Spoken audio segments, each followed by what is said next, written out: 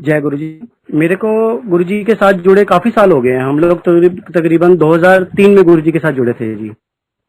2003 में मैंने गुरु जी पास जाना शुरू किया था। मेरा छोटा भाई और मेरी मदर वो मुझसे पहले ही गुरु जी पास जाया करते थे। मैं नहीं जाता था। क्यों, मन में नहीं थी श्रद्धा, नहीं मानते थे। सब बोलते थे जाया कर गुरु जी पास, लेकिन नहीं, अंदर से दिल नहीं करता था। तो मेरा छोटा भाई एक दिन मुझे जबरदस्ती ले गया गुरु जी पास। चला, तेरे को मत्था टिका के लाता हूँ। मैं चला गया उसके साथ बाइक पे बैठ के। तो जब गुरुजी पास पहुंचे, एम्पायर स्टेट में उस टाइम गुरुजी होते थे। 2003 की बात है, सर्दियों के दिन थे। तो जैसे जैसे हम लोग अंदर गए, एम्पायर स्टेट में बाइक खड़ी करी, बाहर अंदर गए, तो मुझे बताता रहा कि वहाँ गुरुजी बैठे होते हैं, तो बोलना कुछ नहीं है, जैसे सब मत्था टेकेंगे तू भी मत्था टेकियो, और मत्था टेक के हम बाहर आ जाएंगे। तो मैं अपने भाई के साथ साथ चला गया। वो छोटा मुझसे आगे आगे था, मैं पीछे पीछे था। अंदर गए, गुरुजी अपने सिंहासन पे विराजमान थे। व्हाइट कलर का उन्होंने चोला डाला हुआ था। और जैसे हमने अंदर एंटर किया एम्पायर स्टेट में, तो 2 सीढ़ियां उतर के तो राइट साइड में घूमकर हॉल था। उस हॉल में पीछे गुरुजी बैठते होते थे पर्दे के आगे। तो मैरून कलर के पीछे पर्दे लगे हुए और व्हाइट चोला गुरुजी ने डाला हुआ।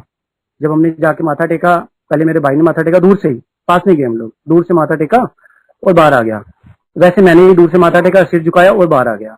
कोई गुरुजी से बात नहीं हुई, हमने कुछ देखा नहीं। बस इतना मेरे को नजर आया कि गुरुजी व्हाइट चोले में बैठे हैं और पीछे से पूरा ऐसे प्रकाश निकल रहा है जैसे फिल्मों में दिखाते हैं, सेम। तो मैं आपको सच बताऊं, मुझे उस टाइम नहीं इतना विश्वास हुआ। ठीक है, हम लोगों ने लंगर किया और वापस आ गए। नेक्स्ट टाइम फिर नहीं मौका मिला, कुछ टाइम नहीं गए।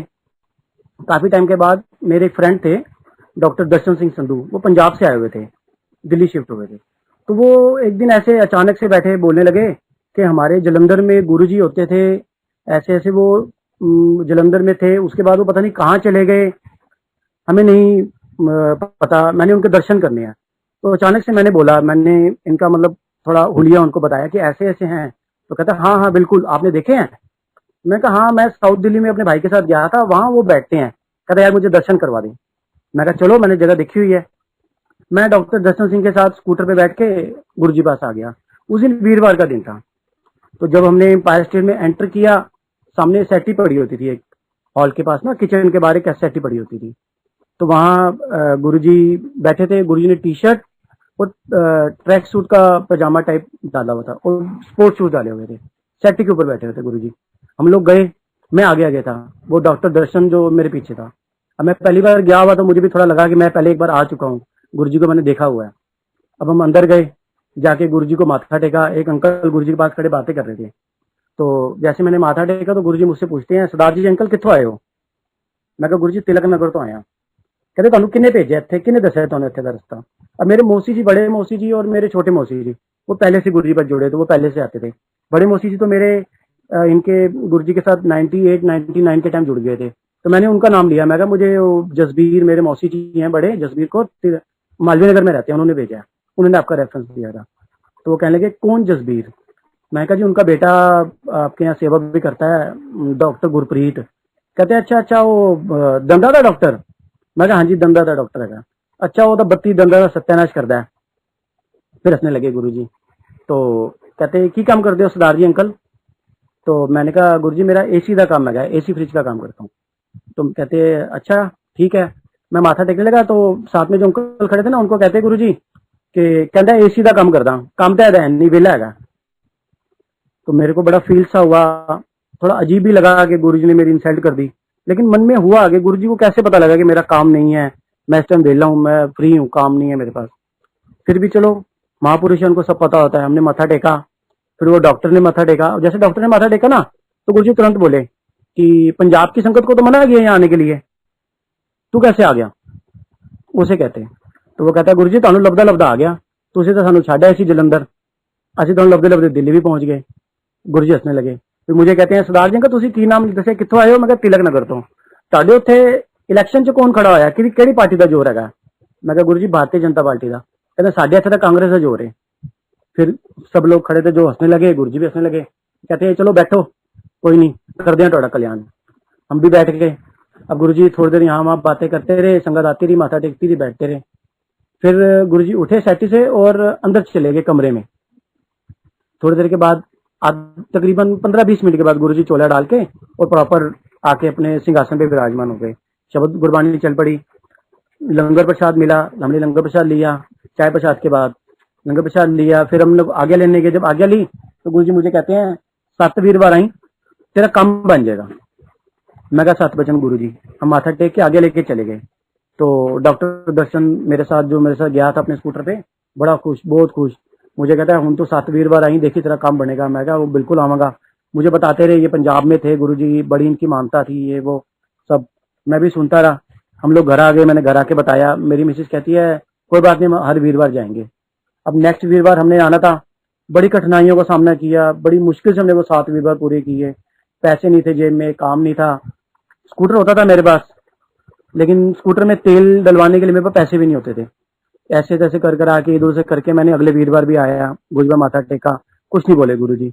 हमने माथा टेका, दर्शन किए, प्रसाद लिया, लंगर प्रसाद लिया और वापस चले गए। उससे नेक्स्ट वीरवार हमने आना था, तो मेरे पास जेब में बिल्कुल पैसे नहीं थे। इतने भी नहीं थे कि मैं अपनी मतलब गाड़ी में पेट्रोल डलवा सकूं। फिर मैंने अपने भाई को बोला, मैंने कहा मेरे को अपनी बाइक दे दे, मेरे को गुरुजी पास जाना है। कहता ले जा, कोई बात नहीं। मैं ले गया। उसमें तेल थोड़ा था और हम लोगों ने दर्शन जैसे से करे और आ गए।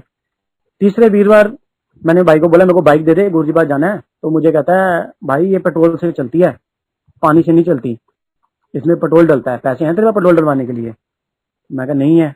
अब मैं माथे पे हाथ रखे ना बाहर थड़ी पे बैठ गया अपने घर के बाहर। मेरा पड़ोसी आया, मेरा फ्रेंड, मुझे कहता है क्या हुआ, माथे पे हाथ रख के को बैठा है? मैं कहा यार गुरुजी पास जाना है, मेरे पास पैसे नहीं है, जेब में गाड़ी भी नहीं है, स्कूटर में तेल डलवाने के लिए पैसे नहीं है। कहता ये मेरा स्कूटर खड़ा है, ये ले जा। मैं कहा यार मेरा काम तो है नहीं, सर्दियां हैं, सर्दियों में एसी का काम होता नहीं है, तो मैं अगले हफ्ते फिर जाना है। कहता जब भी जाना ले जियो, कोई दिक्कत नहीं है, जब जब जाना ले जा। फिर मैंने नेक्स्ट जो मेरे 4 वीरवार 3 वीरवार रहते थे वो मैंने उसके स्कूटर पे पूरे किए। उसके स्कूटर पे गया, फिर अरदास करी गुरुजी को कि गुरुजी अब तो मेरे को 5-6 वीरवार हो गए आते हुए, मेरा काम बना दो। छठा वीरवार था, छठे वीरवार बुधवार को मेरे को कॉल आया ऑफिस से, मेरे जहाँ मैं जॉब करता हूँ, कि ऐसे ऐसे वैकेंसी है, वहाँ अप्लाई करो। मैंने अप्लाई किया, तो बुधवार को मेरे को वहाँ से कॉल आ गया कि इंटरव्यू के लिए आओ। और वहाँ जो हमारी लाइन में सारे ऑटोमोबाइल इंजीनियर रिक्वायर होती है, वहाँ पर मैंने मैकेनिकल कर रखी है। फिर भी मुझे वो जॉब मिल गई, मैं सिलेक्ट हो गया।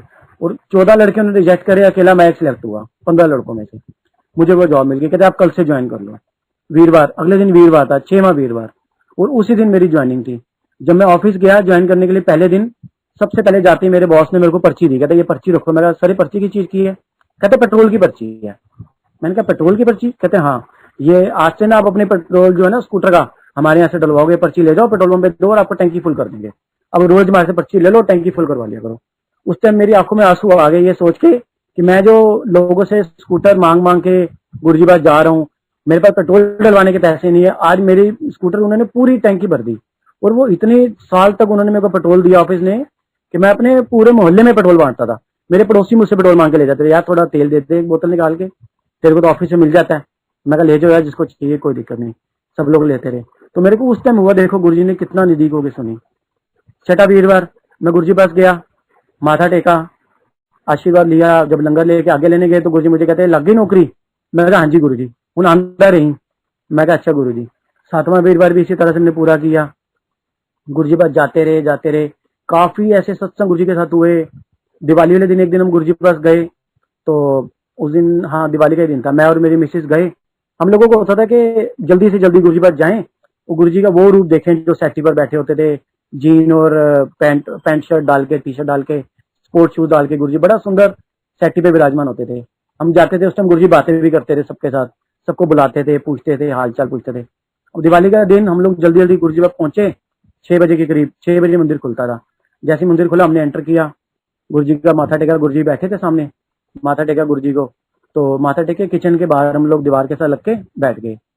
गुरुजी के तरफ देख रहे, गुरुजी ने मेरे को इशारा किया कि उठो और ऊपर चले जाओ।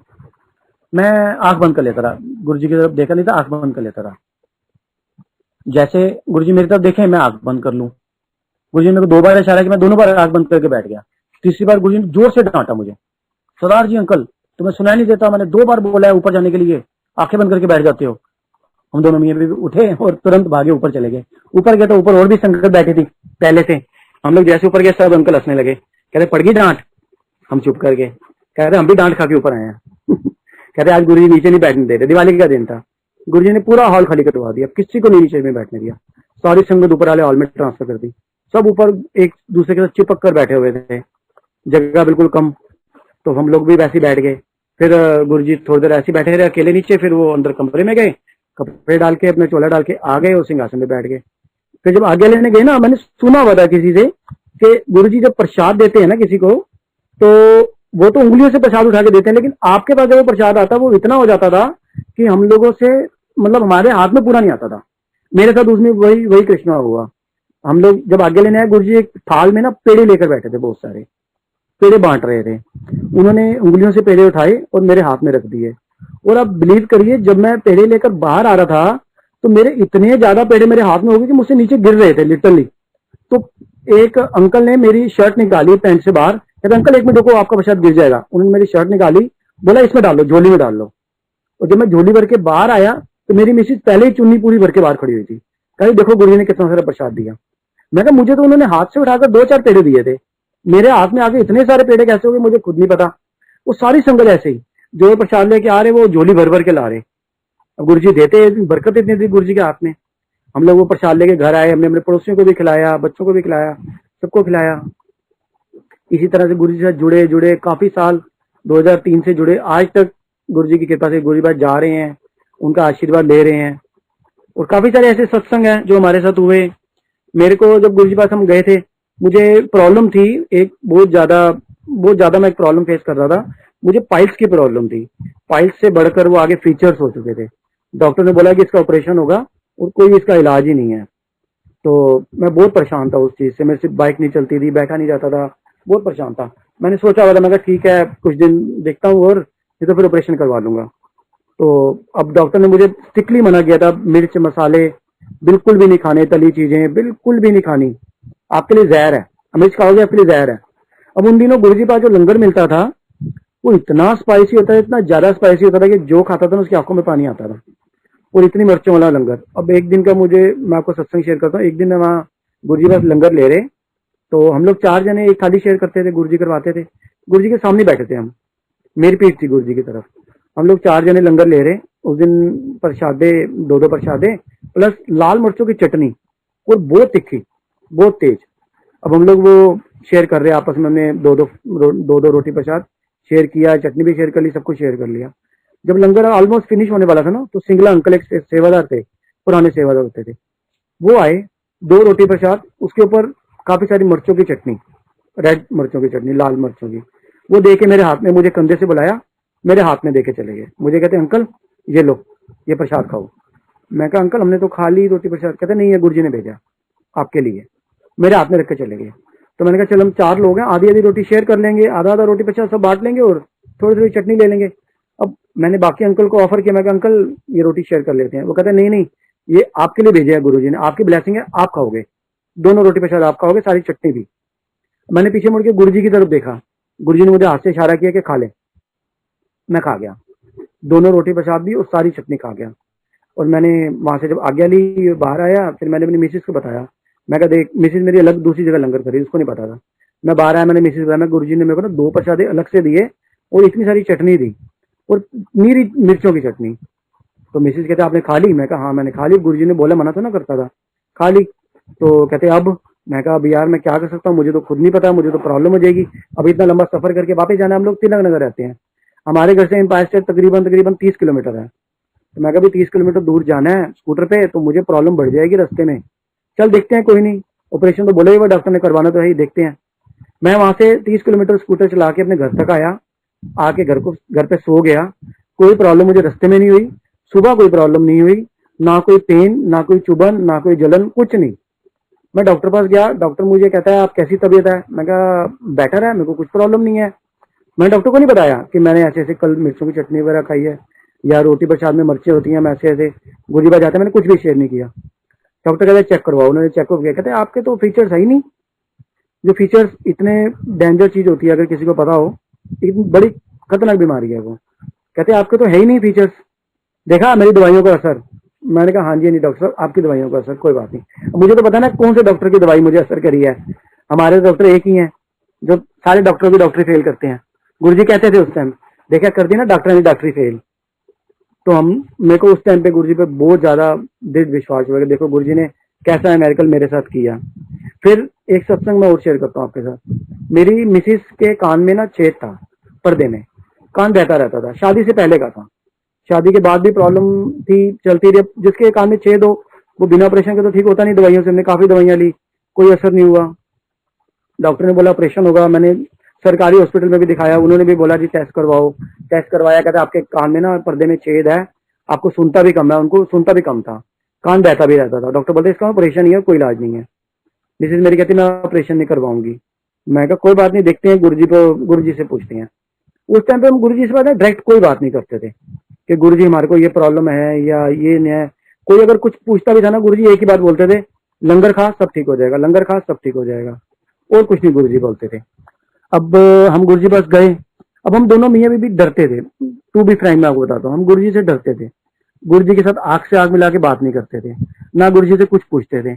खुद ही गुरुजी बुला के कभी उन्होंने मेरे से कुछ पूछा, कभी बात करी या कुछ मुझे बोला या कभी डांटा तो किया, नहीं तो मैंने सामने से गुरुजी से कभी कुछ नहीं पूछा।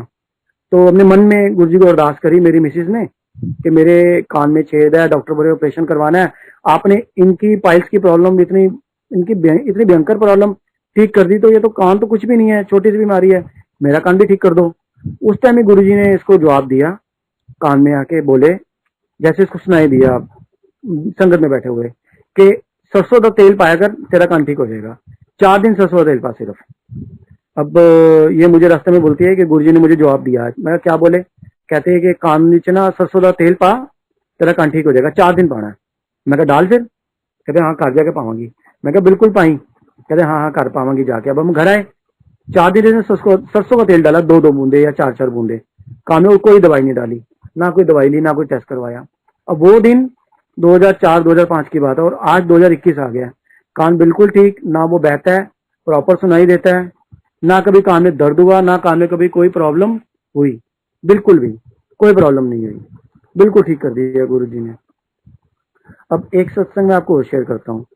2002 का मेरे बेटे का बर्थ है, 2002 नवंबर का। 2003 में हम गुरुजी पास जुड़े। तकरीबन 1 साल का था जब हम गुरुजी पास जाते थे। छोटा था, इसको साथ ही लेके जाते थे। बहुत शरारती था, शरारत करता था, वहां जाके सबको तंग करता था। छोटा सा था, फिर जाते रहे, 1 साल का और बड़ा हुआ तो रिड़ना शुरू हुआ। रिड़ के गुरुजी पास चला जाता था। हम लोग आंखें बंद करके बैठते थे तो ये रिड़ता हुआ गुरुजी पास चला जाता था, गुरुजी की जुराबे खींच देता था।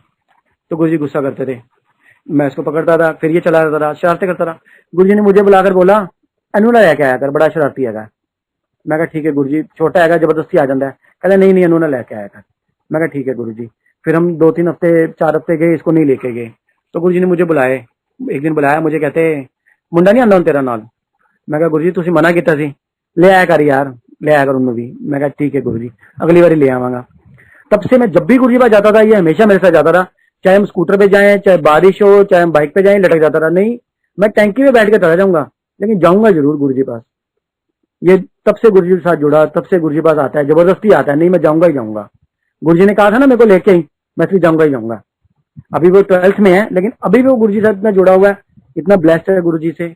उसको बुखार हुआ था, एंट्रिक फीवर, बहुत ज्यादा बुखार हो गया था। डॉक्टर ने बोला इसको हॉस्पिटल में एडमिट करवा दो, ये है वो है। कुछ डॉक्टर ने तो मना ही कर दिया, नहीं जी इसके तो हड्डियों में बुखार चला गया है, ये बचेगा नहीं, ये है वो है। बड़ा डराया डॉक्टरों ने।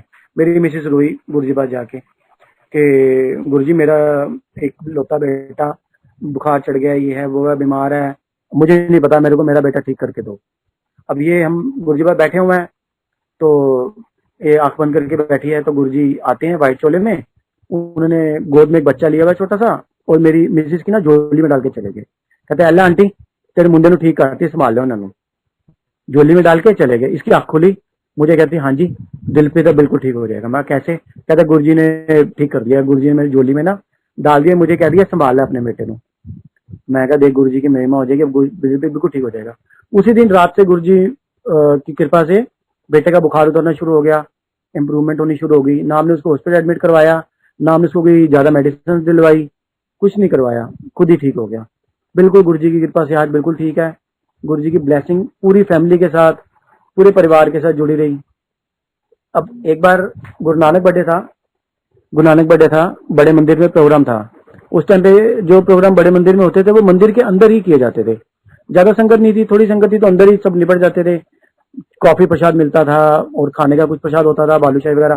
फिर लंगर प्रसाद अंदर गुरुजी के सामने संगत बैठ के करती थी और आज्ञा लेके बाहर आ जाते थे। नानक बर्थडे था, छोड़ चुके थे गुरु जी, उस टाइम पर छोला छोड़ चुके थे। गुरु जी का समाधि भी बनी थी, समाधि पे कुछ चोले डाल रखे थे इन लोगों ने। तो उस टाइम गुरु नानक बर्थडे वाले दिन हम लोग गुरु जी पास गए, तो उस दिन वहां उन्होंने डिसाइड किया कि आज यहाँ सामूहिक आरती की जाएगी। सामूहिक आरती के लिए उन्होंने कुछ दीवे डिस्ट्रीब्यूट किए थे, दिए बड़े बड़े दिए थे, उसके अंदर छोटे छोटे मोम के दिए पड़े थे। तो उन्होंने कहा था कि सारी संगत ये दिए लेके अंदर जाएगी और अपने अपने स्थान पर बैठकर आरती करेगी, अपने अपने दिए जलाकर, और सब मिलकर आरती करेंगे गुरु जी की। और उस दिन गुरु जी के 8 चोले, टोटल 8 चोले उन्होंने डिस्ट्रीब्यूट करने थे कि हमारे पास गुरु जी के कुछ चोले हैं, 8 चोले थे गुरु जी के, हमने ये सारी संगत में डिस्ट्रीब्यूट करने हैं। अब हजारों की संगत, मंदिर ठसा ठस भरा हुआ, हजारों उन्होंने दिए बांटे। और हमने सोचा इतने हजार संगत के बाद दिए हैं, सब पे नंबर लिखे हुए थे, तो अब हमें कहाँ चोला मिलेगा। मेरी मिसेज कहती है, गुरु जी की अरदास करके कहती है, गुरु जी आपकी तो इतनी अमीर संगत है, इतने बड़े बड़े लोग आपके साथ जुड़े हुए हैं, हम तो इतने गरीब हैं, हमें भी चोला दे दो, या हमें चोला नहीं दोगे आप, हम गरीब हैं इसलिए।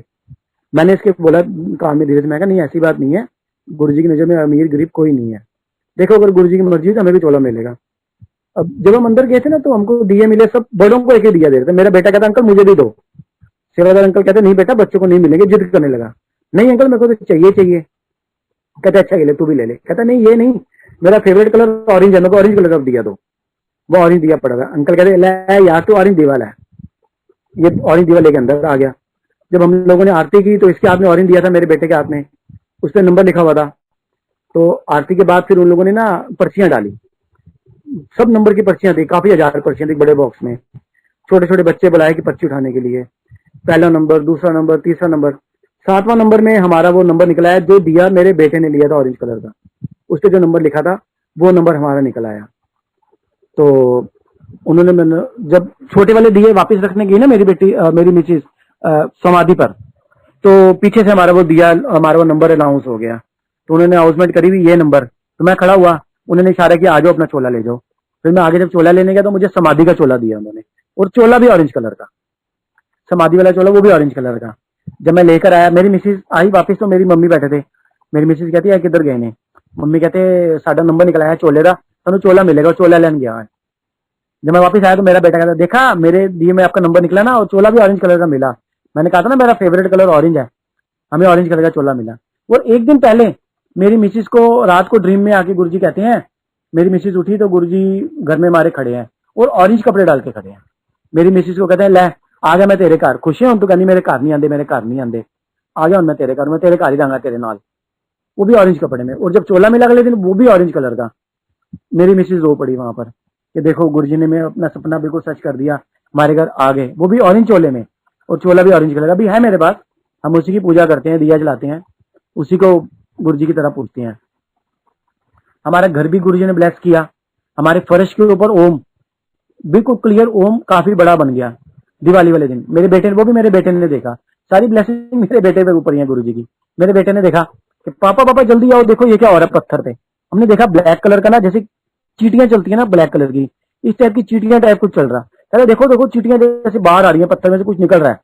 देखते देखते वो इतना बड़ा ओम बन गया हमारे आंखों के सामने। हम चारों जनों ने देखा, मैंने, मेरी मिसेज, मेरे बेटे, मेरी बेटी, हम चारों ने देखा ओम बन गया। अभी भी हमारे फर्श के ऊपर है, लोग आते हैं दर्शन करते हैं, हम सत्संग करते हैं। पिछले संडे में हमने सत्संग किया, संगत आई, बहुत अच्छा लगा, उन्होंने भी दर्शन किए, उन्होंने बताया। तो इसी तरह के छोटे छोटे काफी सारे सत्संग हैं। मेरी मिसेज की भतीजी, मेरे साले की बेटी दिल्ली में थी, हमारे पास ही थी, वो लोग नहीं मानते थे गुरु जी को, अमरीश शखा हुआ सारे सिख परिवार से हैं, वो नहीं मानते थे। उनकी, मेरे साले की बेटी, उसको कोई प्रॉब्लम थी, उसको दर्द होता था पेट में, बहुत तेज दर्द होता था, बहुत ज्यादा, इतना लिटरली दर्द होता था कि वो बेहोश हो जाती थी दर्द के मारे। डायग्नोज नहीं हो पा रहा था, काफी डायग्नोज किया हम लोगों ने, काफी टेस्ट वगैरह करवाए, लेकिन कहीं कोई रिजल्ट नहीं निकला। डॉक्टर यही बोलते थे पता नहीं लग रहा क्या बीमारी है, पता नहीं लग रहा क्या बीमारी है। हम लोग भी परेशान हो गए। फिर मैंने उसको, अपने साले को फोन किया, मैं कहा वीरे इसको तुम वापस बुला लो, ये इसका ना नहीं ठीक नहीं है लड़की। कहते कोई बात नहीं वापस बुला लेते हैं। वापस लुधियाना चलेगी, ठीक नहीं थी, हम लोगों ने वापस भेज दिया। उसको दर्द रहता था, बेहोश हो जाती थी, तड़पती थी मछली की तरह दर्द के मारे। तो ऐसी एक दिन गुरुजी ने किसी और आंटी के ड्रीम में आके उनको बोला कि रानी आंटी को आप संगत में से काफी लोग जानते होंगे। रानी गुलाटी मेरे मौसी जी हैं, मेरे मौसा जी हैं गुलाटी अंकल, बिट्टू सुखदेव सिंह गुलाटी, वो हमारे से पहले गुरु जी से जुड़े हुए हैं। तो उनको उनके किसी संगत की ड्रीम में आके गुरु जी ने बोला कि रानी आंटी ਨੂੰ कहो कि उन्होंने ਜਿਹੜੇ रिश्तेदार लुधियाने रहते ना, उन्होंने ਜਿਹੜੀ कुड़ी बीमार है उसका ऐसे ऐसे उपाय करें वो ठीक हो जाएगी। तो मेरे को दीदी का फोन आया, मेरी मौसी जी का फोन आया कि रजी तुम्हारे लुधियाना में जो रिश्तेदार है कोई बीमार है क्या? मैं कहा नहीं दीदी कोई बीमार नहीं है। कहते नहीं कोई ना कोई बीमार है। मैं कहा आपको किसने बोला है? कहते मेरे को किसी आंटी का फोन आया है कि रानी आंटी के जो रिश्तेदार लुधियाना रहते हैं ना उनकी लड़की बीमार है, उनको बोलो मंदिर आए लोटा ब्लेस करवा के ले जाए, उसका जल पिए 40 दिन, वो ठीक हो जाएगी। मैंने फिर दीदी को बोला, मैं कहा हाँ दीदी गिफ्टी बीमार है, वीरे की लड़की है ना बड़ी वाली, वो बीमार है। कहते क्या हुआ उसको? मैं कहा पता नहीं उसको क्या हुआ, उसको दर्द होता है और इतना ज्यादा लिटरली दर्द होता है कि मतलब वो बेहोश हो जाती है। कहते प्रॉब्लम क्या है, पथरी पुथरी तो नहीं है? मैं कहा पता नहीं दीदी पथरी वगैरह कुछ भी नहीं आया, सारे टेस्ट करवा लिए, डायग्नोज नहीं हो पा रहा। कहते कोई बात नहीं, उसको दिल्ली बुलाओ, उसको बोले मंदिर मत्था टेके और लोटा ब्लेस करवाए अपना मंदिर से और उसका जल पिए, वो ठीक हो जाएगी। फिर मैंने मैसेज पास किया वहां लुधियाना अपने साले को, मैं कहा वीरे ऐसे ऐसे भेजो गुरु जी बस। वो मानते नहीं है, उन्होंने नहीं बिलीव किया, कहते नहीं नहीं असि नहीं मनते चीज़ों ਨੂੰ। मैं कहा वीरे मनन की केड़ी गल है, तुसी करी भेजो सी, गल करके देखो, करके तो देखो उपाय, कोई मुश्किल थोड़ी ना है, क्या दिक्कत है? वो नहीं माने। अब कुछ टाइम के बाद मेरी मिसेज गई लुधियाना, उनकी जो छोटी बेटी है ना वो थोड़ा थोड़ा मानती थी, उसको एक दो बार ड्रीम में दर्शन दिए गुरुजी ने। वो कहने लगी मेरी मिसेज को कि दीदी आपके वहां मंदिर में ऐसे ऐसे मंदिर के ऊपर छत पे, उस टाइम गुरुजी की ना गुरुजी की कोई फोटो या कोई भी सोशल मीडिया पे किसी भी जगह पर नहीं होती थी, लोगों को नहीं पता था कि यहाँ गुरुजी हैं या मंदिर है, मंदिर की ऐसी मतलब मंदिर ऐसा है देखने में, किसी को नहीं पता था। उसने मेरी मिसेज को बोला कि दीदी वहां मंदिर पे ऊपर शिवलिंग बना हुआ है छत पे बहुत बड़ा। मेरी मिसेज कहती हाँ तेरे को कैसे पता? कहती मेरे को ड्रीम में दिखाई देता है ऐसा मंदिर एक। कहती ड्रीम में तो मंदिर दिखाई देता तो चल मैं तो वो दर्शन करा आती हूँ। कहती पापा मना करते हैं, पापा नहीं जाने देते। कहते कुछ नहीं होता चल। कहती चलो मैं ना ऐसा करती हूँ, उसका भाई था छोटा बिन्नी, वो और हम दोनों आएंगे और चलेंगे मंदिर दर्शन करके आएंगे। मेरी मिसेज कहती हाँ ठीक है चलेंगे। तो ये गुरुजी के चोला छोड़ देने के बाद की बात है। तो वो ऐसे तैयार हो गए आने के लिए, तो बड़ी बड़ी बेटी को भी तैयार कर लिया क्योंकि उसको तो गुरुजी ने पहले इनवाइट किया था कि आओ लोटा ब्लेस करवाओ और ले जाओ। तो छोटी बहन कहती है कि मैं लोटा बस करवा लेती हूँ इसकी जगह, इसकी तबीयत भी ठीक नहीं है, डॉक्टर ने भी मना किया सफर करने के लिए। वो दोनों बहन भाई आए, हम लोग मंदिर लेके गए, उन्होंने मंदिर देखा, मंदिर देख के कहने की सेम यही मंदिर तो मैंने ख्वाब में 2-3 बार देखा है, मेरे को ख्वाब में नजर आता है कि मेरे को यहाँ जाना है, मेरे को दर्शन करने हैं। अब उसको हम लेके गए, दोनों बहन भाई हमारे साथ गए, वहां पे उन लोगों ने लंगर भी शेयर किया, अमृत छका हुआ था, दोनों ने कृपान डाली हुई है, जूठा नहीं खाते एक दूसरे का, फिर भी उन्होंने लंगर शेयर किया, आपस में हमने लंगर शेयर किया। तो वहां से फिर हमने लोटा ब्लेस करवाया, वो लोटा लेके लुधियाना गई और वहां जाके गुरुजी का जाप करके लोटे से उसको 40 दिन तक जल पिलाया, लड़की को, बड़ी को, गिफ्टी को, वो बिल्कुल ठीक हो गई। वो दिन और आज का दिन उसको दोबारा दर्द नहीं हुआ, शादी भी हो गई है, बच्चे भी हो गए हैं, दोनों बहनें शादी हो गई हैं, बच्चे भी हो गए दोनों के, लेकिन दोबारा उसको वो दर्द नहीं उठा, वो जो उस टाइम पे दर्द होता था। गुरुजी ने इतना ब्लेस किया उसको, बिल्कुल ठीक कर दिया। और एक सत्संग आपको मैं शेयर करता हूँ। हम लोग जब गुरुजी पास जाते थे स्कूटर पे, काफी ठंड होती थी, गर्मी होती थी, कभी बरसात है, कुछ है, कई बार हम भीगते हुए पहुंचते थे। एक दफा तो इतना ज्यादा भीग गए, मेरा बेटा साथ था, बारिश इतनी ज्यादा, हम रस्ते में मेरी मिसी ने जो सूट डाला हुआ था उसका कलर भी निकल गया, उसकी बॉडी पे लग गया।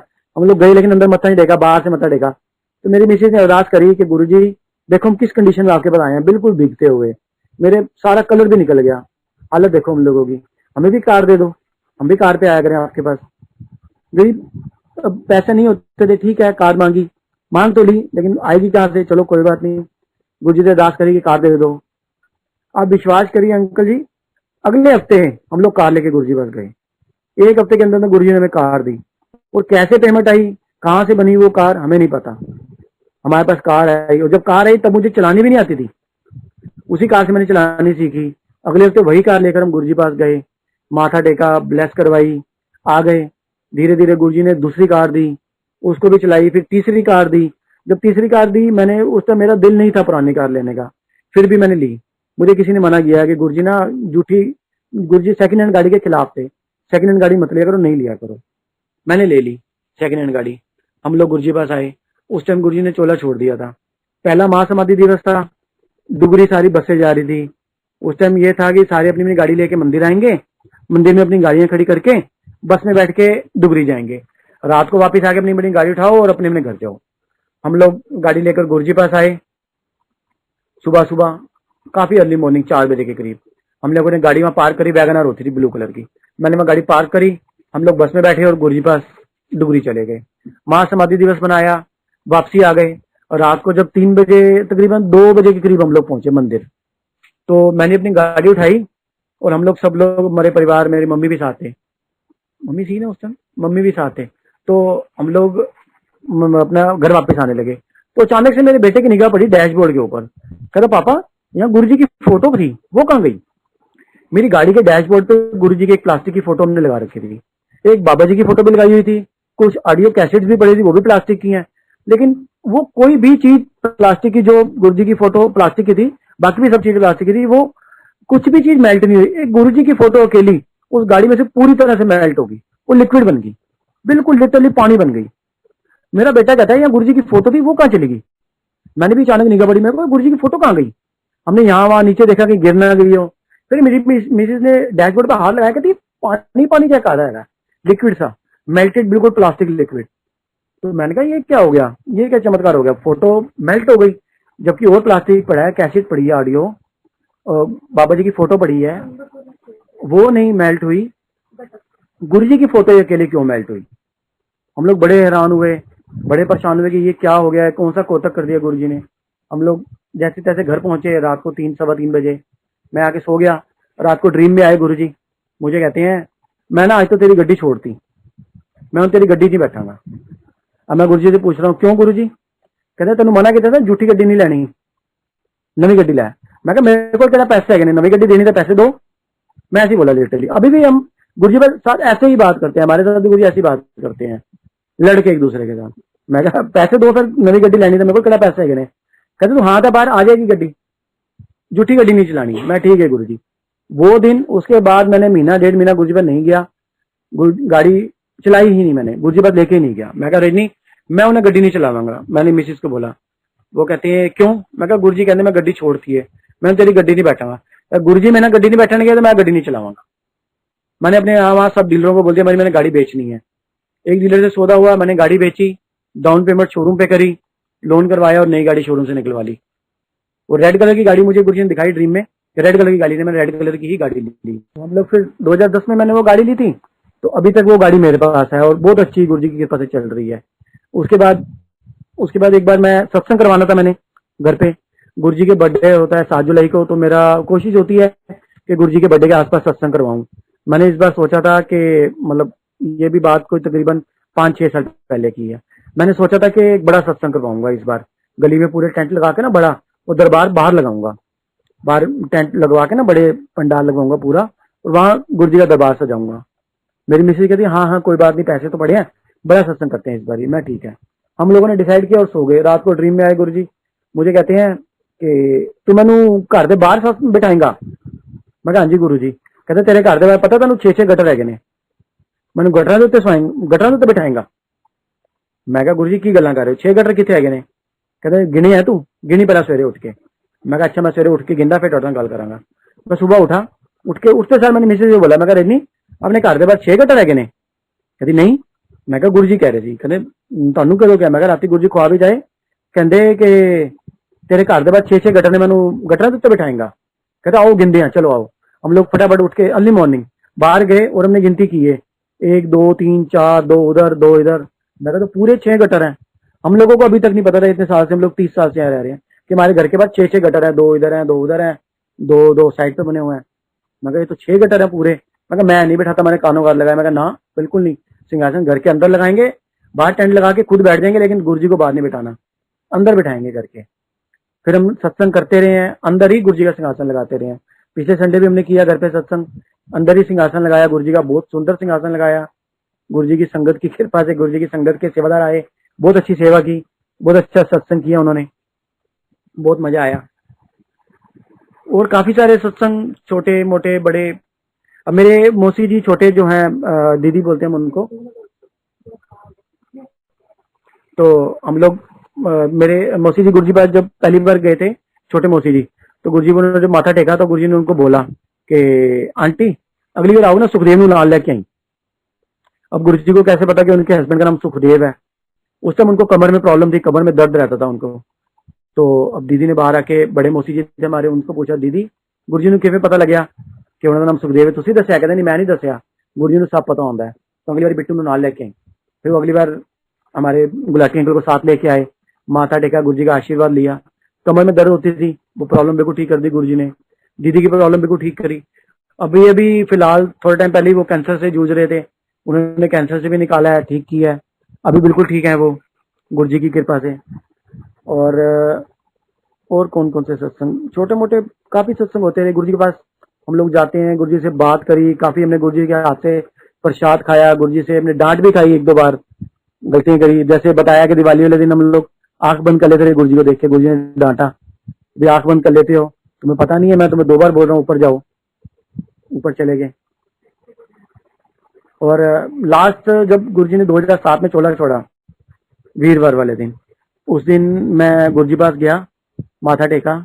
उस टाइम गुरु जी ने चोला छोड़ने से 1 हफ्ता पहले की बात है, सॉरी 1 हफ्ता पहले मैं माथा टेका वीरवार। जब आगे लेने गए तो गुरु जी ने मुझे बुलाया, सरदार जी अंकल इधर आओ। मैं कहा हाँ जी गुरु जी। अंकल तुम अगो तो ना शनिवार आया करो। मैं कहा 7 बचन गुरु जी, शनिवार आ जाऊंगा। ठीक है। अब मैं माथा टेक के बाहर आ रहा, 4 सीढ़ियां चढ़ के ऊपर आया बाहर जाने के लिए, गुरु जी ने दोबारा आवाज मारी, सरदार जी अंकल। मैं खड़ा हो गया, मैं कहा हाँ जी अंकल। हाँ जी गुरु जी। कहते शनिवार आना आपको तो ठीक है। मैं कहा अच्छा गुरु जी, वीरवार नहीं आना। मैं कहा अच्छा गुरु जी।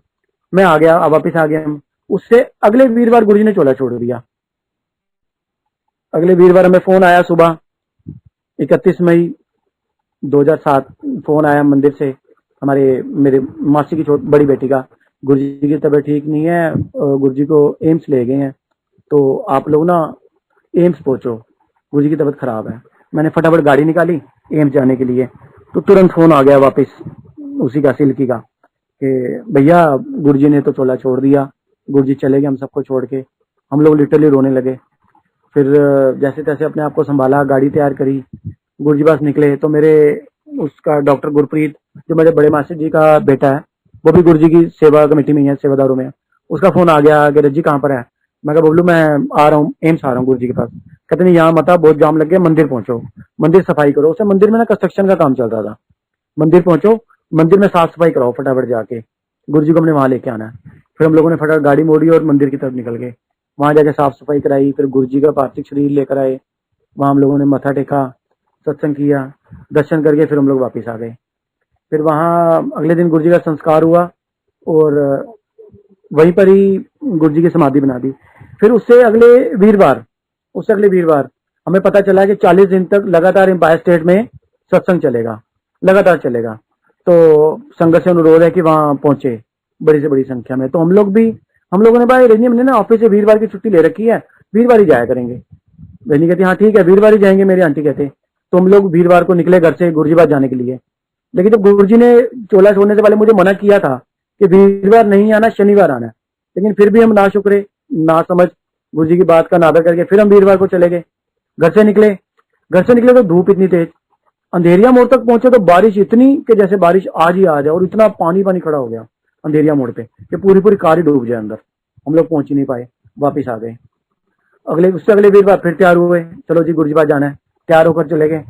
लेकिन वहां निकलने की जगह कहीं और पहुंच गए, पता नहीं कहाँ दिमाग ब्रेन वॉश हुआ, गाड़ी घुमाते घुमाते कहीं और पहुंच गए। मैं ये हम कहाँ गए, मुझे गुरु जी पास जाना था। मुझे कहती है लगता है गुरु जी को ना वीरवार को नहीं बुलाएंगे, मना किया था वीरवार जाने के लिए, फिर भी वीरवार जाते हो। मैं कहा नहीं, कानून लगाया, नहीं अब वीरवार नहीं जाएंगे, शनिवार ही जाएंगे। जब शनिवार का हुक्म है शनिवार जाएंगे। फिर मैंने ऑफिस में बात करी, मैं कहा सर मुझे वीरवार की नहीं शनिवार की छुट्टी चाहिए। मेरे बॉस कहते हैं तू तो वीरवार जाता है गुरु जी को। मैं कहा नहीं सर मैं शनिवार जाया करूंगा, गुरु जी ने हुक्म किया सी शनिवार आया कर, मुझे शनिवार की छुट्टी दे दिया करो वीरवार की जगह पे। वो कहते कोई बात नहीं शनिवार ले ले आप दे, शनिवार चला जाएगा। फिर मैंने शनिवार जाना शुरू किया, फिर कोई अड़चन नहीं आई, गुरु जी पहुंच गए, माथा टेका, दर्शन करे, सब कुछ किया, कोई अड़चन नहीं आई। जब गुरु जी ने हुक्म किया वीरवार नहीं आना तो वीरवार नहीं जा पाया। और वो दिन 2007 में गुरु जी ने चोला छोड़ा था, 2021 आ गया, 14 साल हो गए। 14 साल से मैं वीरवार को गुरु जी पास नहीं गया, ना जा सका। कभी कोशिश भी की तो पहुंच ही नहीं पाया, कोई ना कोई अड़चन आ जाती थी, रुक जाते थे, कोई ना कोई बजी हो जाती थी। एक बार तो ऐसा हुआ कि गाड़ी लेकर गए गुरु जी पास जाने के लिए, रास्ते में बिदक गए, मेरा दिमाग खराब हो गया। मैं मिसेस बोला आज रहन देने, गुरु जी पास नहीं चल रहे, उसे चल दे यहाँ। मालवीय नगर चलते हैं, मामे के घर चलते हैं। कह रही हाँ चलो। भाई इतना बोलना था, मेरी गाड़ी पटरी के ऊपर चढ़ गई और पलट गई, और हम लोग इतनी मुश्किल से बचे, हमें खरोच भी नहीं आई, लेकिन गाड़ी काफी डैमेज हो गई। फिर मैंने कानों का मैं नहीं गुरुजी सॉरी, गलती हो गई, ऐसे नहीं बोलेंगे, जो हुक्म आपने किया है वही करेंगे। घर से गुरुजी पास जाने के लिए निकलेंगे तो गुरुजी पास ही जाएंगे, कहीं और नहीं जाएंगे। जब घर से कह के निकलेंगे ना गुरुजी पास जाना है तो गुरुजी पास ही जाएंगे और कहीं नहीं जाएंगे। फिर हमने माफी मांग के, तो अब कई नई संगत है, उनसे भी यही अनुरोध है मेरा कि अगर आप घर से गुरुजी पास जाने के लिए निकलते हो तो गुरुजी पास ही जाओ, गुरुजी पास माथा टेक के सीधा अपने घर आओ, और लंगर प्रसाद लेने के बाद कुछ मत खाओ, और लंगर प्रसाद जो मंदिर में मिले वो मंदिर में ही खाओ। क्योंकि हम जब गुरुजी पास जाते थे ना अंकल, गुरुजी एक बात बोलते होते रहे, ऐसे खाओगे तो दवाइए, कार ले जाओगे तो मिठाइए, यही बात बोलते रहे। अब संगत आती थी, गुरुजी में मत्था टेकती थी, गुरुजी मेरा काम नहीं चल रहा, गुरुजी बोलते थे कोई गली लंगर खा सब ठीक हो जाएगा। एक संगत आई, गुरुजी मेरा मैनू ए प्रॉब्लम हैगी है, गुरुजी कहते हैं कोई गल नहीं, ब्याज खाना बंद कर दे, तेरी प्रॉब्लम ठीक हो जाएगी। अब ब्याज का उस चीज से क्या कंसर्न है, उसको कोई शारीरिक प्रॉब्लम है, उसके शरीर में कोई प्रॉब्लम है, तो गुरुजी से बोल रहा है, तो गुरुजी उसको कह रहे हैं तू ब्याज खाना बंद कर दे, तेरी प्रॉब्लम ठीक हो जाएगी। बताओ, अब उसने ब्याज का काम बंद किया और कोई और काम शुरू कर दिया, वो बिल्कुल ठीक हो गया, उसको कोई प्रॉब्लम नहीं हुई। अब एक मैं आपको एक सत्संग शेयर करता हूँ, मेरा नहीं है किसी और का है। हम उस दिन वीरवार वाले दिन गुरुजी पास ही बैठे थे, गुरुजी पास हमारे आंखों के सामने का सत्संग था वो। तो एक राजस्थान से कोई मंत्री, कोई मिनिस्टर थे, कोई मंत्री थे, कोई राजस्थान से कोई बड़े वीवीआईपी थे, वो गुरुजी पास आए, आते थे पहले भी कार लेके, अपने ड्राइवर को लेके आते थे। उन्होंने राजस्थान में उस दिन अपने ड्राइवर को बोला कि तैयार हो जा, गुरुजी पास जाना है। वो कहता है कि सर मेरी ना बेटी हॉस्पिटल में एडमिट है, वो ठीक नहीं है, उसकी तबीयत बहुत ज्यादा खराब है, तो मैं नहीं जा सकता, आज किसी और ड्राइवर को ले जाओ। तो मंत्री उसको कहता है कि ठीक है कोई बात नहीं, मत चल, कल से काम पे मत आइयो, तेरी छुट्टी आज से, मैं कोई और ड्राइवर ढूंढ लेता हूँ। वो कहता है अच्छा अच्छा, नहीं सर नहीं, ऐसे मत करो, मुझे नौकरी से मत निकालो, मेरा बच्चा भी बीमार है, मुझे पैसे की जरूरत है, चलो मैं चलता हूँ। वो लिटरली रोता रोता राजस्थान से, जयपुर से दिल्ली गाड़ी लेकर आया गुरुजी पास। एम्पायर स्टेट में बैठते थे गुरुजी, गुरुजी होते थे उस टाइम। तो वो आया, मंत्री अंदर आ गया, ड्राइवर बाहर बैठा था गाड़ी में। अब उस टाइम गाड़ियां बाहर लगती थी, एम्पायर स्टेट में थोड़ा वॉकिंग डिस्टेंस पे गाड़ियां खड़ी होती थी। वो गाड़ी खड़ी करके वहां गाड़ी में बैठ गया ड्राइवर, और वो मंत्री अंदर आ गया अपने सिक्योरिटी गार्ड के साथ, गार्ड बाहर खड़े हो गए, मंदिर के अंदर आ गया वो मंत्री, गुरुजी को माथा टेका और बैठ गया। अब जब लंगर प्रसाद शुरू हुआ तो सिंगला अंकल को तो पता था कि ये जो है बंदा ये वीवीआईपी है, मंत्री है, तो इसको अलग से थाली देंगे। उसको उन्होंने एक बंदे की थाली दे दी, लेकिन गुरुजी ने रुकवा दिया, लंगर शुरू नहीं करने दिया उसको, बोला रुको। अब एक सेवादार को भेजा, बाहर जाओ, इसकी गाड़ी में इसके ड्राइवर को बुला के लाओ। वो सेवादार बाहर गए, उसके ड्राइवर को बुला के ले आए कि इस गाड़ी का ड्राइवर कौन है, वो जो मंत्री आया। वो बोला हाँ जी सर मैं हूँ जी। कहते आओ तुम्हें गुरुजी बुला रहे हैं। कहते मुझे बुला रहे हैं? कहते हाँ आपको बुला रहे हैं। मुझे क्यों बुला रहे हैं? कहते पता नहीं जी, गुरुजी को पता है, अंदर आओ। वो अंदर आ गया, आके गुरुजी को प्रणाम किया। गुरुजी कहते वहां बैठ जा और लंगर करो उसके साथ, उसी मंत्री के साथ, उसी मिनिस्टर के साथ उसके ड्राइवर को बिठा दिया। अब वो मंत्री का स्टेटस कहाँ और उसके ड्राइवर का स्टेटस कहाँ? वो मंत्री गुरुजी की शक्ल देख रहा कि गुरुजी मेरे ड्राइवर को मेरे साथ लंगर खिलाने के बिठा दिया एक ही थाली में। तो गुरुजी इशारा करते हैं चलो लंगर शुरू करो दोनों। अब दोनों ने लंगर शुरू किया, लंगर शेयर किया दोनों ने। वो मंत्री ने भी खा लिया, गुरुजी का हुक्म था कैसे मना करता, नाक पे चढ़ाता, वो खा लिया, लंगर शेयर कर लिया, ड्राइवर ने भी खा लिया। और लंगर करके वो जब गुरुजी की आज्ञा लेने आए, मंत्री ने आज्ञा ली और बाहर चला गया। ड्राइवर आया आज्ञा लेने, गुरुजी ने पकड़ के अपने पास बिठा लिया, यहाँ बैठ जा, अपने चरणों में बिठा लिया। और वो लिटरली चरणों में बैठ के रो पड़ा। गुरुजी को तो सब पता था, वो तो जान ही जानते क्यों रो रहा है, क्या हुआ है, क्यों लंगर करवाया था। अभी गुरुजी को पता था कि उसका घमंड तोड़ना था मंत्री का। उसको गुरुजी ने एक लड्डू प्रसाद दिया, अंदर से मंगवा के ना एक लड्डू प्रसाद दिया, ये ए ले जा और अपनी कुड़ी से मुंह लवा दी, अपनी कुड़ी ने खुआ दी, वो ठीक हो जाएगी। अब वो लड्डू प्रसाद लेके फट से रुमाल में बांधा, जेब में डाल लिया और चल पड़ा। गाड़ी लेके जयपुर निकल गया, 3 बजे जयपुर पहुंचा। ड्राइवर ने मंत्री को उतारा, उसके घर पे गाड़ी खड़ी करी, अपनी बाइक उठाई और हॉस्पिटल चला गया। हॉस्पिटल गया, अपनी मिसेज को पूछता है कि बेटी की तबीयत कैसी है। कहता है, मिसेज कहती है अभी ऐसी है जी तबीयत, अभी डॉक्टर कोई जवाब नहीं दे रहे, डॉक्टर कुछ नहीं बोल रहे। तो कहता है कोई बात नहीं, मेरे को आईसीयू अंदर जाना है। कहते जाने नहीं देंगे। कहते आप कोशिश करते हैं। दोनों मियाँ बीवी गए आईसीयू के अंदर, गार्ड ने नहीं रोका, कुछ नहीं बोला, अंदर चले गए। अंदर 2 नर्स बैठी हैं, नर्स के सामने उन्होंने नर्स को बोला इसका वेंटिलेटर उतारो, मुंह से मांस उतारो, हमने इसको प्रसाद खिलाना है। अब नर्स किसी को प्रसाद खिलाने देती है आईसीयू के अंदर, फिर भी उन्होंने उसका मुंह से मांस उतारा।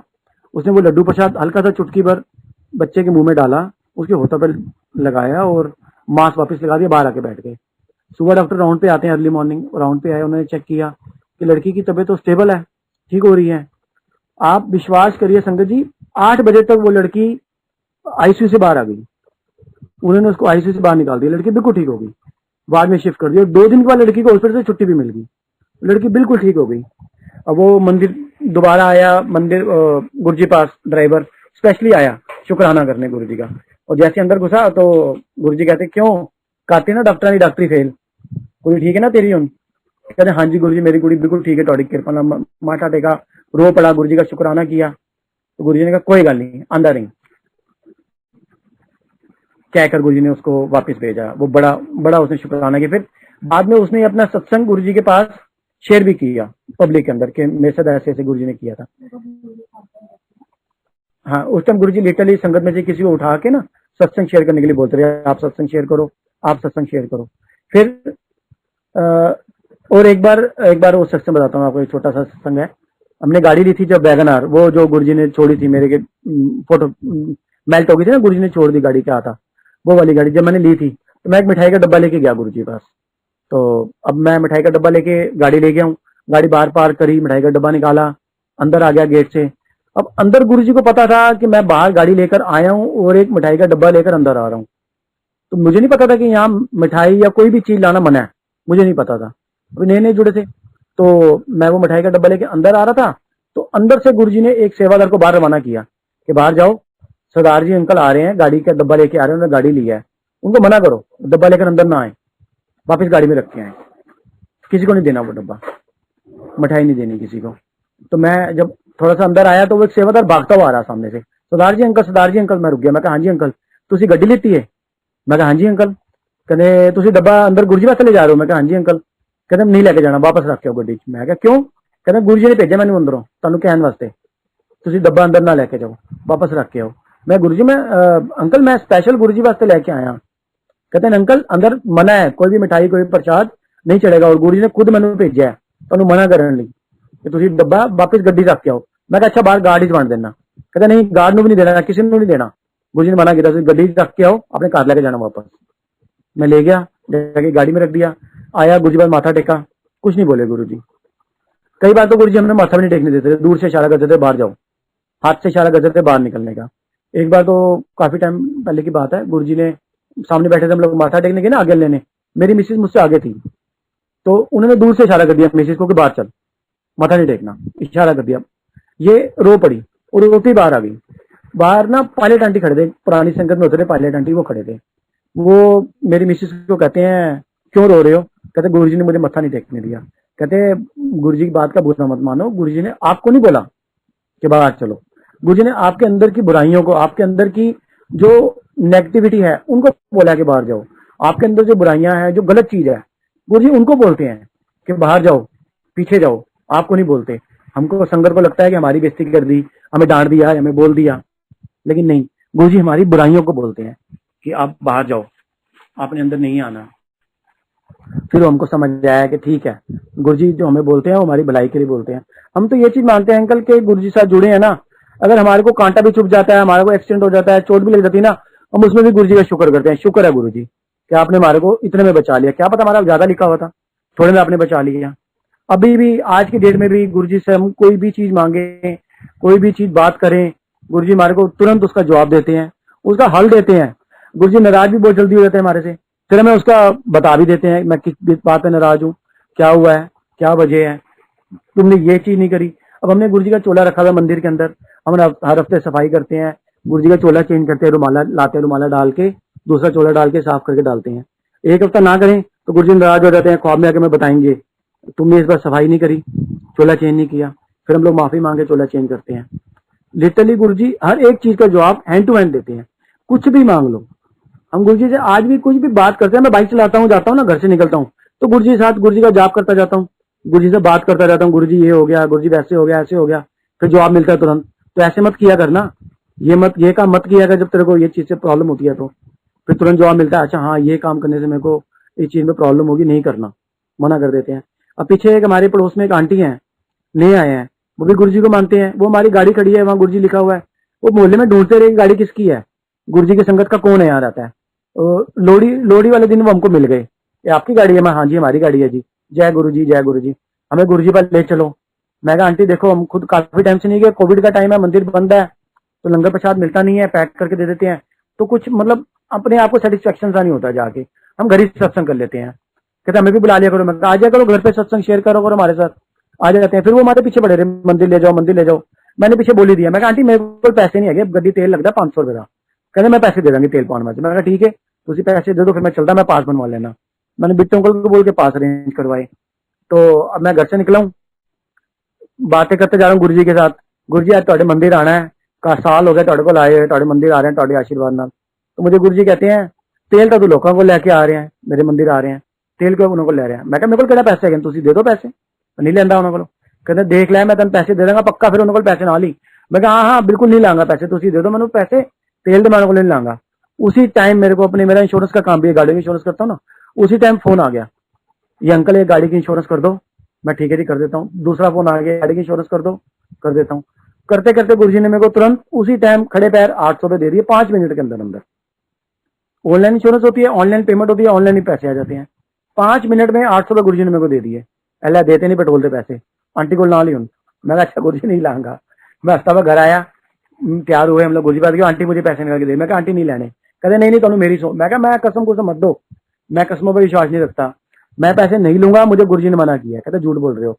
मैं कहा आंटी मैं झूठ नहीं बोलता, मैं जा रहा था काम पे, हरिनगर केस करने जा रहा था, तो मेरे को गुरुजी रास्ते में मेरे से गुरुजी से बात हुई है। कहते ऐसे थोड़ा ना होता है। मैं कहा ऐसे ही होता है, आप करके देख लो गुरुजी से बात, ऐसा ही होगा।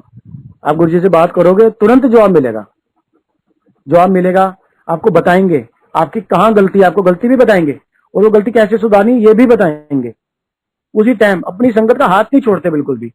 उन्होंने गुरुजी ने बोला ना एक परिवार है, तो एक परिवार बना के चलते हैं। जब हम गुरुजी पास जाते थे, गुरुजी के वर्डिंग मुंह से कहे हुए अल्फाज थे। किसी ने गुरुजी से पूछा गुरुजी 4-4 बंदे ने क्यों लंगर खवांदे हो? कहने क्यों है, फिर एक तो फैमिली है, एक तो परिवार है सारा, कौन छोटा है कौन बड़ा है, कौन शेड्यूल कास्ट है कौन ऊंची जात का है कोई नहीं पता, कोई ब्राह्मण है कोई सिख है, हम सिख परिवार से हैं, कोई बात नहीं, हम 7 लंगर छक रहे हैं सारे बैठ के। मेरे इन लॉज, मेरे ससुराल वाले आज गुरुजी भाई इतना ज्यादा विश्वास करते हैं, इतना ज्यादा मानते हैं। मेरे साले का बेटा लुधियाना मंदिर कमेटी के अंदर मेंबर है, वहां की सेवादारों की कमेटी में सेवादार है, सेवा करता है, सत्संग करता है, डुगरी जाता है, डुगरी में भी उसकी सेवा लगती है। अमृत छका हुआ है, कृपान डाली है, फिर भी लंगर शेयर करता है संगत के साथ। जब एक परिवार ही बन गया तो ये काहे का बहम रह गया। जब परिवार बना दिया, अब गुरुजी पास संगत आती थी, अमृत छका हुआ है, किसी ने व्रत रखा हुआ है। अब एक आंटी ने व्रत रखा हुआ था, नवरात्रों के दिन थे, गुरुजी ने लंगर दिया, वो लंगर की थाली को माथा टेकर उठ गई। गुरुजी ने बुलाया दर आंटी कि लंगर क्यों नहीं खा रही? गुरुजी मेरा व्रत है। कहना कोई व्रत नहीं होता, व्रत रखना भुखे रहना सब कुछ हो जाता है, कोई नहीं व्रत वुत होंगे, चलो लंगर खाओ। वर्तना की हो जाता भुखे रहने नाल, तू कहते भुखे रहना सब कुछ हो जाता है। गुरुजी ने सबके व्रत बंद करवा दिए। मेरी मिसेज करवा चौथ रखती थी, जब गुरुजी की बात वो सुनी, गुरुजी के मुंह से ये बात सुनी कि नहीं व्रत नहीं रखने चाहिए, इसने करवा चौथ रखना छोड़ दिया। उसके बाद से मैंने भी बोला, मैं कहा नहीं हमने करवा चौथ नहीं रखना, बंद कर दिया व्रत रखने। व्रत रखने में क्या होता है, अब एक परिवार बना दिया, गुरुजी ने जोड़ दिया पूरे परिवार को एक साथ लंगर करना है। एक साथ लंगर कराने का मकसद ही गुरुजी का ये था कि एक परिवार बन के रहें। और आज भी दिल करता है सारी संगत एक परिवार बन के रहे, सेवादारों के अनुसार चले। जो गुरुजी ने रूल्स एंड रेगुलेशन बनाए थे मंदिर में माथा टेकने के, लंगर खाने के, उसको प्रॉपर फॉलो किया जाए। जो गुरुजी ने नियम कानून बनाए थे उसकी पूरी तरह से मतलब मान करें। हम गुरुजी की बात अगर हम उसका मान करेंगे ना, तो ये मान के चले कि हम गुरुजी का मान कर रहे हैं। गुरुजी का अगर हम उनकी बात नहीं मानते, किसी सेवादार की नहीं सुनते, तो ये समझ के बोले कि हम गुरुजी का अपमान कर रहे हैं, गुरुजी के बात का अनादर कर रहे हैं। तो हमको सबको जो है एक परिवार की तरह, गुरुजी के बनाए हुए एक परिवार की तरह जुड़कर रहना है, एक साथ रहना है। तो इतने ही मेरे सत्संग थे जो मुझे फिलहाल याद आए, जो मैंने शेयर कर लिया आप लोगों के साथ। मुझे बहुत अच्छा लगा, 1 घंटा कब बीत गया पता भी नहीं चला।